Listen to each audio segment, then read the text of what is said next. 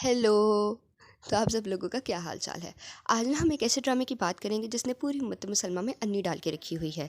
इस ड्रामे की ख़ास बात यह है कि इसमें कोई ख़ास बात नहीं है, क्योंकि इसने अपना सारा फेम अपनी डायरेक्शन से, प्रोडक्शन से और हमारे लीड हीरो हीरोइन की एक्टिंग स्किल्स की वजह से कमाया है। क्योंकि स्टोरी लाइन तो बीच में कोई थी ही नहीं और इसमें रज की बोंगियाँ मारी गई हैं। सबसे पहले हम बात करेंगे हमारी हीरोइन की, जो कि हैं बहुत शौक हैं, चबर चबर बोलने वाली हैं, हक और सच का साथ देने वाली हैं, हक के साथ आवाज़ उठाने वाली हैं और अपने ही बाप को सही और गलत का फ़र्क समझाने वाली हैं और अपनी ही नंद को उसके घर से इस दही भल्ले के मुंह वाले के साथ भगाकर ये कहने वाली हैं कि सुबह से वापस घर छोड़ जाना। अब हमारी बाजी के साथ हुआ तो वाकई गलत। पहले तो उनका अब्बा बदल गया शुरू की एक साथ में और बाद में उनकी ज़बरदस्ती शादी करा दी गई। अब ज़बरदस्ती शादी कराने का नतीजा ये हुआ कि ऐन शादी के मौके पर उन्होंने अपने शौहर, एक्चुअली अपने होने वाले शौहर के मुंह पे रख के एक कॉन्ट्रैक्ट मारा, जिससे उनके शौहर के पास से सिक गए, मगर मजबूरन उन्होंने उस पर साइन कर दी। टू बी ऑनेस्ट, इस कॉन्ट्रैक्ट की मुझे समझ नहीं आई क्योंकि इसकी ज़रूरत नहीं थी, क्योंकि बाद में इसको अच्छे तरीके से इग्नोर किया गया है और रच की इसकी बेइज्जती हुई है। इसके बाद बात करेंगे हम अपने हीरो की, जो कि हैं बहुत चार्मिंग, गुड लुकिंग, हैंडसम और इन्हीं की वजह से पाकिस्तान की 90% निबियाँ इस ड्रामे को देख रही हैं। हमारे हीरो को बहुत बुरा लगता है अगर उनकी हीरोइन के पास ही इनके लुम्बर के मुंह वाला महबूब पास से भी गुजर जाए, मगर खुद वो कभी हया को उठा के गाँव ले जाते हैं, कभी उसकी आंखों से शर्मो हया ढूंढ रहे होते हैं, कभी हया उनको खाना और सूप पिलाते हुए पाई जाती है और पकड़े जाने पर वह साफ कह देते हैं, वो तो बस मेरी एक कज़न है, क्या तुम उससे जेलस हो रही हो। Who cares actually. हमारे हीरो हीरोइन की सबसे अच्छी बात यह है कि मियाँ बीवी होने के बाद वो एक दूसरे के साथ बहुत अच्छे से फ्लर्ट करते हैं, बाबू सोना वाली हरकतें भी कर लेते हैं और इसके बाद रज के अच्छा सा डांस परफॉर्मेंस देते हैं, डिनर करते हैं, मगर गेस व्हाट, इनके दरमियान में है कॉन्ट्रैक्ट, जिसका मैंने बताया उसको इग्नोर किया गया है और उसकी रज के बेइज्जती की गई है। इसके बाद बात करेंगे हम अपनी माँ बेगम की। हमारी माँ बेगम, जो कि घर में सबसे बड़ी हैं और घर में सबसे बड़े होने के नाते उनके पास थोड़ी बहुत अक्ल होनी चाहिए थी, मगर आई डोंट नो वाई कि अक्ल के मौके पर उनकी अक्ल आखिर जाती कहाँ पर है। आंखें फाड़ के अगले को ऐसे देखती हैं जैसे अंतड़ियों समेती उसे अपनी आंखों में ही निकल जाएंगी, और उनका मेन मकसद है घर में हर बच्चे को, सिवाय अपने नाजुक परे बेटे को, सब कुछ चपेड़े कराना।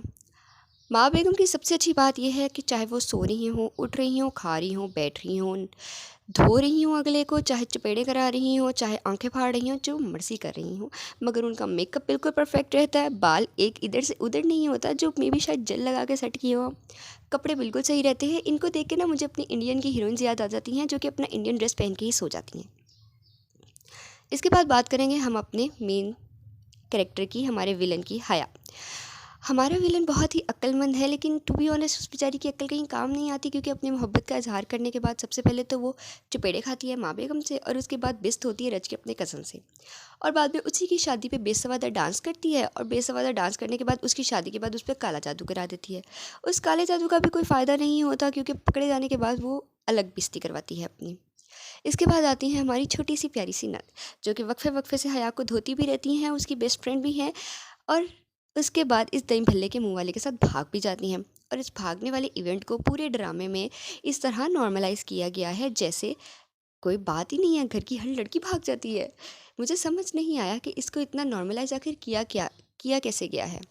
ट्रैप किया मोहब्बत में, ओके समझ आ गई, लेकिन तुम्हारी भी बच्ची कौन सी काकी थी जिसे लॉलीपॉप का बहाना देके उसे भगा ले गया, इस बात की तो मुझे बिल्कुल समझ नहीं आई। इसके बाद हैं हमारे ये रुहेल साहब ने हया बाजी के साथ मिलके पूरे विलन होने का किरदार अदा किया है, चूँकि इनको हया बाजी के साथ ही ज़िल्लत का सामना भी करना पड़ा है। ये पसंद करते थे हमारी हीरोइन को, हमारी मीरब को, लेकिन हुआ कुछ ऐसे कि इनकी हुई है ड्रज की ज़िल्लत। ये पता चलने के बावजूद कि वो बाजी शादीशुदा है, लेकिन उसके बावजूद भी दुम हिलाता हुआ उसके पीछे पीछे चला जाता है। कभी उसके लिए बर्थडे ऑर्गेनाइज़ करता है, कभी उसको लंच पे ले जाता है, कभी उसे घर लेकर उसकी मोहब्बत का इजहार करता है, मगर एट द एंड होता क्या है, कसून मुक्के खाकर वापस आ जाता है। नाक से खून निकलता है, मुंह से खून निकलता है, लेकिन बाज फिर भी नहीं आता, अपनी हरकतें फिर भी नहीं छोड़ता। ये कुत्ते की दुम की तरह कभी सीधी नहीं हो सकती। मुझे तो ये समझ नहीं आती आखिर हमारी इंडस्ट्री को इन जैसे ड्रामों की ज़रूरत है क्या, जिसमें हर किस्म की चीज़ को नॉर्मलाइज़ कर दिया गया है। अभी जो रीसेंट सीन चल रहा है उस पर तो मैं बात नहीं करूँगी, क्योंकि उसकी ऑलरेडी मट्टी पलीत हो चुकी है। एक वक्त था जब हमारे यहाँ पर अलिफ अल्लाह अलिफ, रांझा रांझा करती, दास्तान जैसे मास्टरपीस लिखे गए थे, लेकिन अब तो जिस पत्थर को उठा लो उसके नीचे love story love story love story love story love story चल रही है। मुझे समझ नहीं आता आखिर हमारी ऑडियंस इन ड्रामों को प्रमोट करती क्यों है। इससे पहले भी 2-3 ड्रामे गुजरे थे, जैसे कि मेरे पास तुम हो, उसके अलावा रांझा, दो बोल और खुदा और मोहब्बत जैसे ड्रामे लगते रहे हैं। तो उसका सीज़न 3 भी बहुत ही बकवास था क्योंकि उसमें भी यही सब बातें थी। आखिर हमारी ऑडियंस ये कब देखना बंद करेगी? जब हमारी ऑडियंस ये देखना बंद कर देगी तो ऐसे ड्रामे दिखाना भी बंद हो जाएंगे। एक वक्त था जब हम इंडियन ड्रामों का मजाक उड़ाया करते थे, लेकिन मुझे लगता है वो हमारा मजाक उड़ाया करेंगे क्योंकि कंटेंट की हमारे पास शदीद कमी है। हम रोमांस दिखा सकते हैं, लव स्टोरीज़ दिखा सकते हैं, सास बहू के ड्रामे दिखा सकते हैं, एक दूसरे की गुत्ते पुट सकते हैं, एक दूसरे की फेंटी लगा सकते हैं, कुट लगा सकते हैं, लेकिन स्टोरी नहीं है हमारे पास कोई। इसलिए बजाय इसके कि ऐसे ड्रामोस को प्रमोट करें, अच्छे ड्रामोस को आने का मौका दें ताकि हमारी इंडस्ट्री में कोई कंटेंट की कमी ना रहे। अगर आप मेरे पॉइंट से एग्री करते हैं तो लाइक करें, शेयर करें, सब्सक्राइब भी करें और थैंक्स फॉर वॉचिंग।